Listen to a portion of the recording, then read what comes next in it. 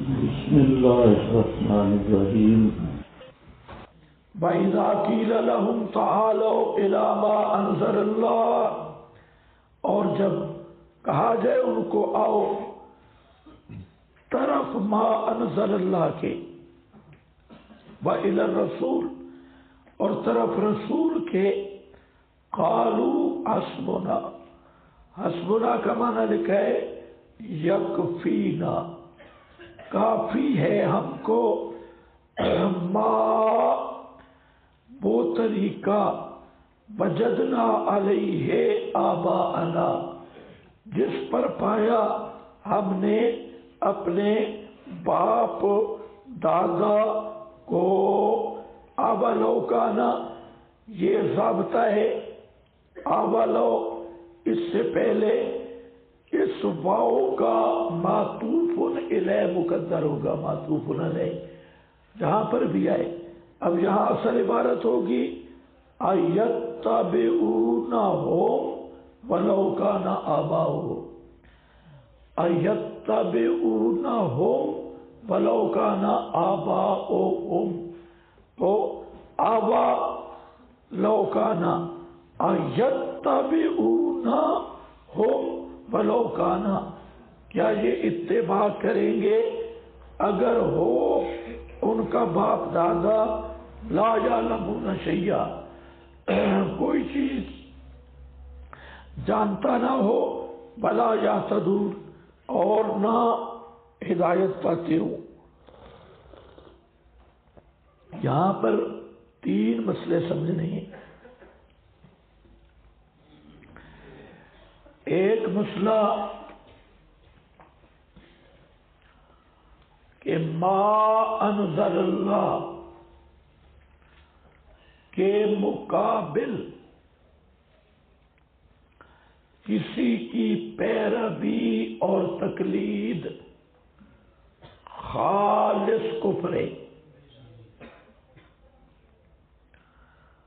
ما انزل اللہ کے مقابل کسی کی پیروی اور تقلید کرنا خالص کفر ہے، چاہے اپنا استاذ ہو، اپنا مرشد ہو، بزرگ ہو، اپنی جماعت کا ہو یا دوسری جماعت کا ہو، ما انزل اللہ کے مقابل کسی کی پیروی کرنا اور ما انزل اللہ کی پرواہ نہ کرنا، یہ خالص کفر ہے۔ نمبر دو، اس آیت میں عنوان ہے رسومات کا رد الرسومات، برادری کی وہ رسمیں، باپ دادا کی وہ رسمیں جو شریعت کے خلاف ہیں، خلاف شرع، ان کا رد کرنا، ترک کرنا ضروری ہے، واجب ہے۔ اور یہ ہر ایریے کی ایسی رسمیں ہیں جو خلاف شریعت، اس کو لوگ کہتے ہیں روایات، ہماری برادری کا رواج، رسمیں، تو مثلا شادی کی رسمیں ہیں، جہیز کی رسم، یہ سب سے بڑی لعنت ہے۔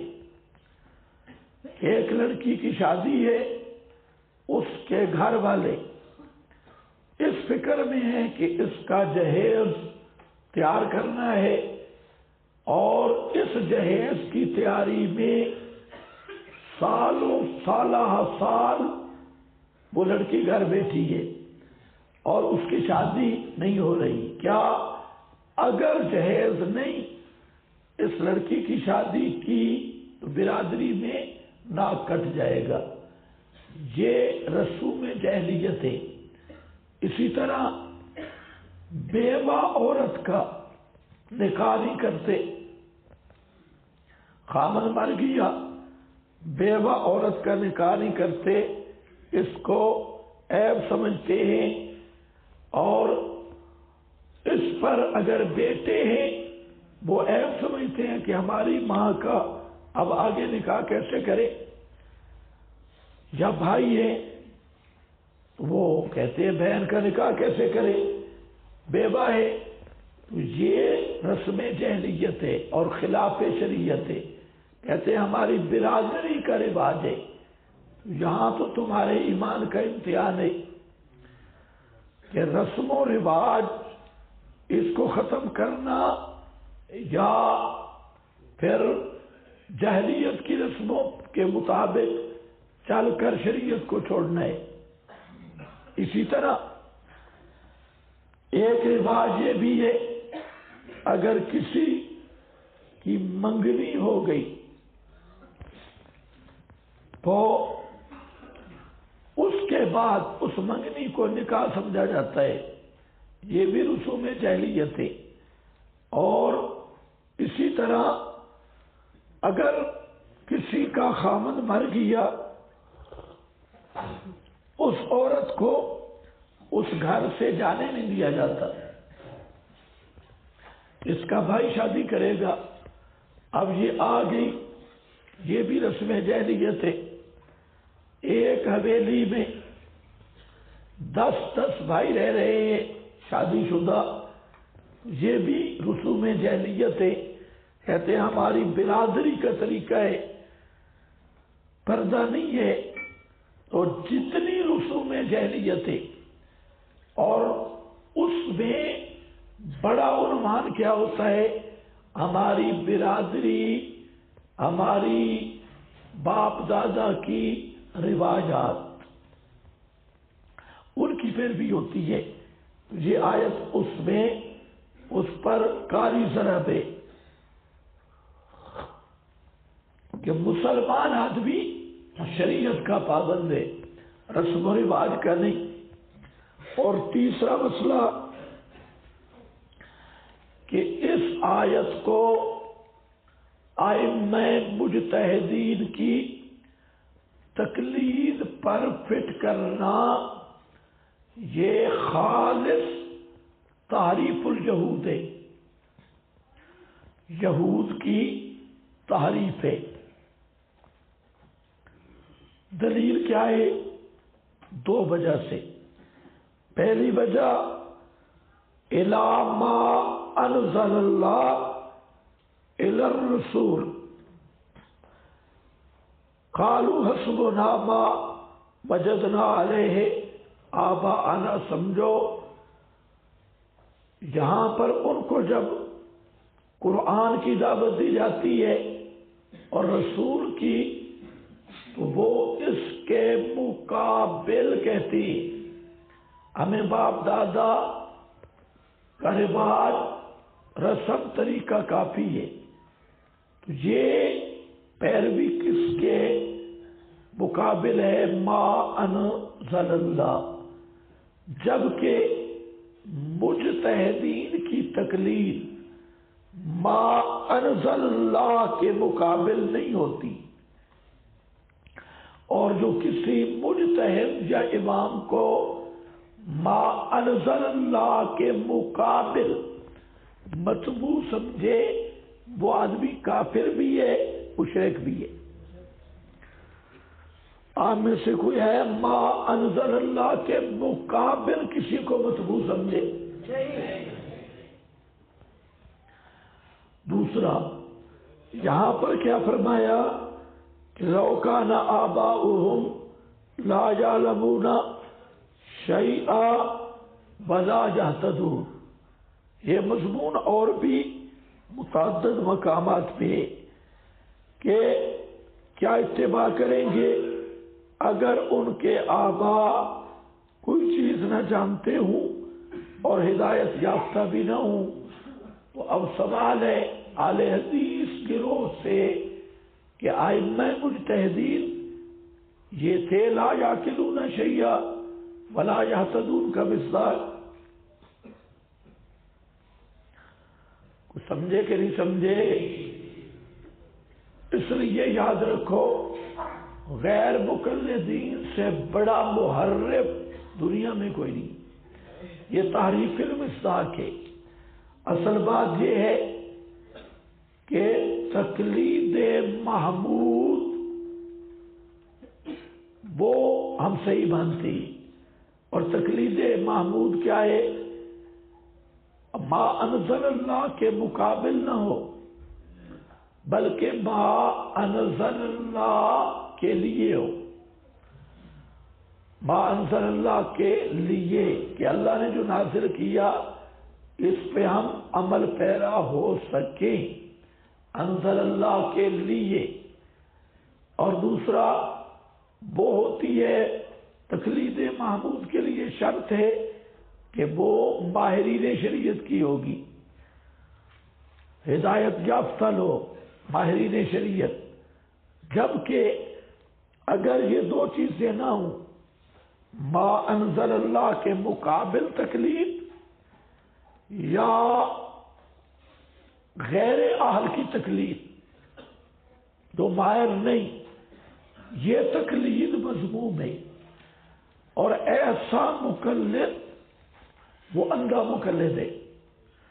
اندھا مقلد سمجھتے ہو؟ اندھا اس لیے ہے اس کی تقلید بھی اندھی ہے۔ اگر کوئی ویسے نابینا ہو، آنکھ والے کا ہاتھ پکڑ لے منزل پہ پہنچ جاتا ہے، اور یہ ایسا نابینا ہے کہ اس نے نابینے کا ہاتھ پکڑا ہے۔ اندھی تقلید یہ ہوتی ہے، اس نے کس کا ہاتھ پکڑا ہے؟ نابینے کا۔ یہ بھی نابینا ہے، وہ بھی نابینا، وہ بھی اناڑی ہے، غیر ماہر۔ تو اس لحاظ سے یہ اندھی تقلید ہے۔ تو خلاصہ یہ یہاں تقلید کا مسئلہ نہیں ذکر کر رہا، میں صرف یہ بتا رہا ہوں کہ اس آیت کو غیر مقلدین تعریف کرتے ہیں اور فٹ کرتے ہیں کس پر؟ ائمہ اربعہ پر، اور فٹ کرتے ہیں ائمہ اربعہ مسالک کے اربعہ کے پیروکاروں پر، لیکن یہی غیر مقلد تقلید کا جب رد کرتے ہیں تو عجیب بات ہے، صرف حنفیوں پہ کرتی ہے۔ حالانکہ حنبلی بھی مقلد ہے، شوافی بھی مقلد ہے، مالکی بھی مقلد ہے، اس لیے کہ وہ ایسے مقلد ہیں جن کے پاس ریال ہے، اور حنفی بیچارے غریب ہیں، وہ ریالوں والے مقلد ہیں، ان کی خوش آمدید کرتے اور کبھی ان سے تقلید کے موضوع پہ بات نہیں چھیڑتے، اور جہاں پر چھیڑتے بہرحال میں نے آپ کو صرف یہ بتانا تھا کہ یہ آیت جو ہے یہ دو چیزیں بتا رہی ہے کہ ما انزل اللہ کے مقابل اور غیر اہل کی تقلید یہ حرام بھی ہے، شرک بھی ہے، اور جو اس آیت کو ائمہ اربعہ پر فٹ کرتا ہے وہ آدمی محرف بھی ہے اور یہودی بھی ہے۔ اَوَلَوْ كَانَ آبَاؤُهُمْ لَا يَعْلَمُونَ شَيْئًا وَلَا يَهْتَدُونَ، اس پر حاشیہ ہے۔ اَوَلَوْ كَانَ پر بھئی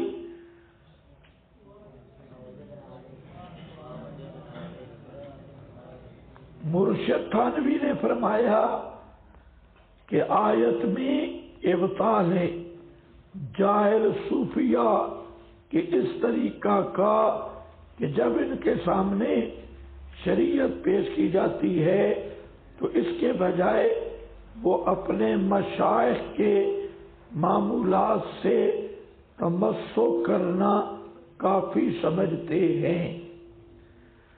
حضرت تھانوی کہ یہ عبارت ذرا غور سے سنو کہ جب ان کے سامنے شریعت پیش کی جاتی ہے تو اس کی بجائے یعنی اس کے مقابلہ میں اس کی بجائے اپنے مشائخ کے معمولات سے تمسک کرنا کافی سمجھتے ہیں۔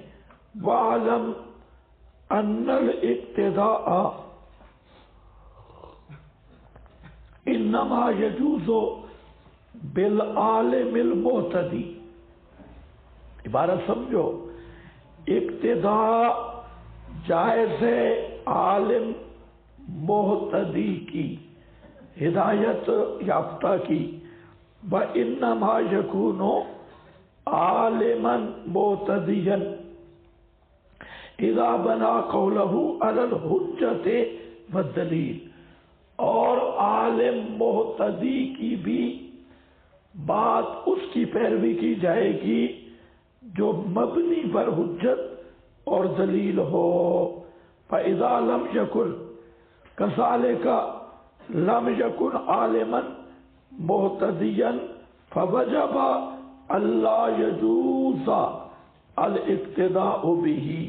اگر ایسی بات نہیں، وہ عالم معتدی نہیں اور عالم غیر معتدی کی بات کی اقتداء جائز نہیں۔ کیا سمجھو بات؟ یہ چار بات پر چوتھی بات آ رہی ہے کہ عقائد میں تقلید حرام ہے، عقائد میں تقلید نہیں۔ تقلید کی مسئلہ آئے گا انشاءاللہ، اس میں عرض کروں گا کہ تقلید ہمیشہ کس میں ہوتی ہے؟ فَاسْأَلُوا أَهْلَ الذِّكْرِ إِن كُنتُمْ لَا تَعْلَمُونَ۔ اور جو نصوص عقیدہ ثابت ہوتا ہے نصوص قطعیہ سے، اور جہاں نص موجود ہو وہاں تقلید کی ضرورت نہیں ہوتی۔ جب نص واضح ہے تقلید نہیں۔ تو عقائد بغیر نصوص کے نہیں ثابت ہوتے، اور جہاں نصوص موجود ہوں وہاں تقلید جائز ہی نہیں۔ اس لیے امام رازی کی عبارت کو ذرا سمجھو۔ آج کل لوگ کہتے ہیں کہ ہمارے بزرگ نے فرما دیا ہے۔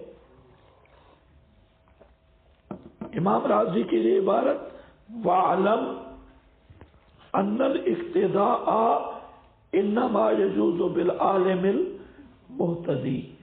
عالم ہدایت یافتہ، وہ ہدایت والا عالم کون ہوتا ہے؟ جب اس کا قول حجت اور دلیل پر مبنی ہو، اپنی بات پر حجت اور دلیل پیش کرے، قول اس کا اسی پہ مبنی ہو۔ اور اگر وہ عالم ایسا ہے کہ وہ اپنی بات کو دلیل اور حجت سے ثابت نہیں کرتا تو وہ خود معتدی نہیں۔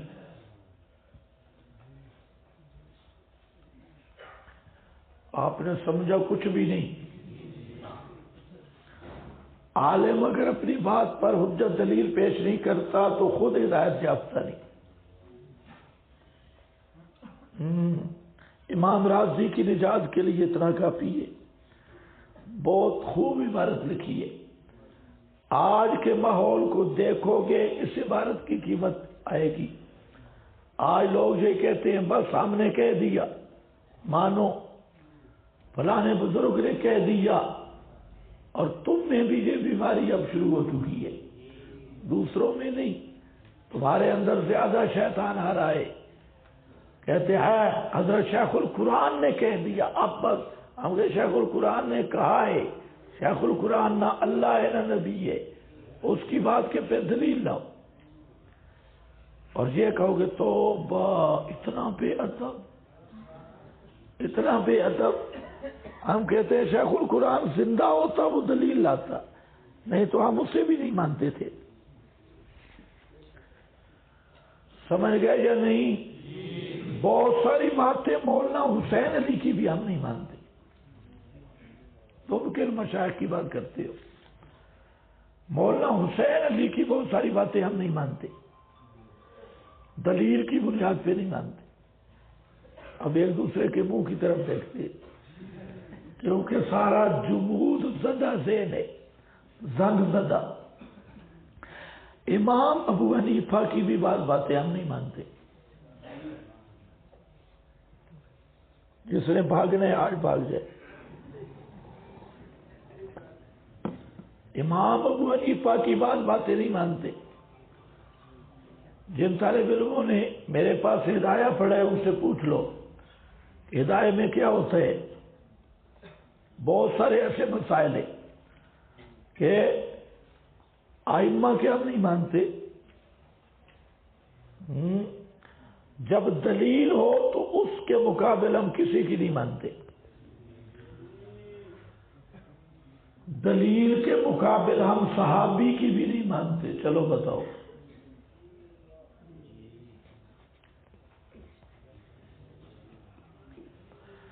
مولویوں سے جو فتویٰ لینا ہے لے لو کہ جہاں کتاب و سنت کی دلیل موجود ہو وہاں صحابی کا قول بھی مقابل نہیں مانتے،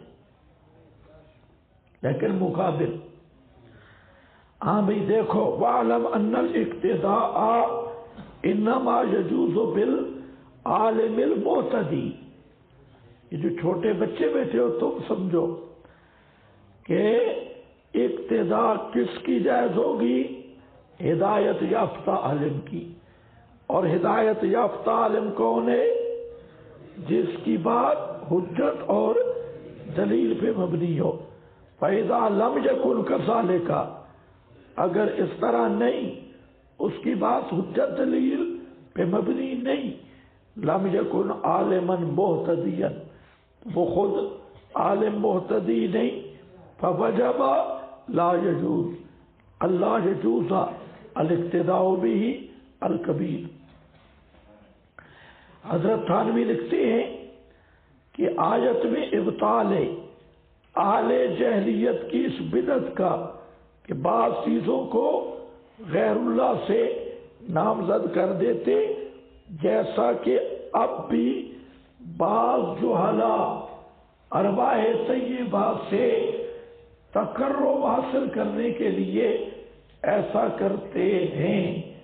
ماجدی جب اپنے اچھا یہاں پر ہو گیا بھائی دیکھو اولو کان آباؤہم لا یعلمون شیئا ولا یہتدون۔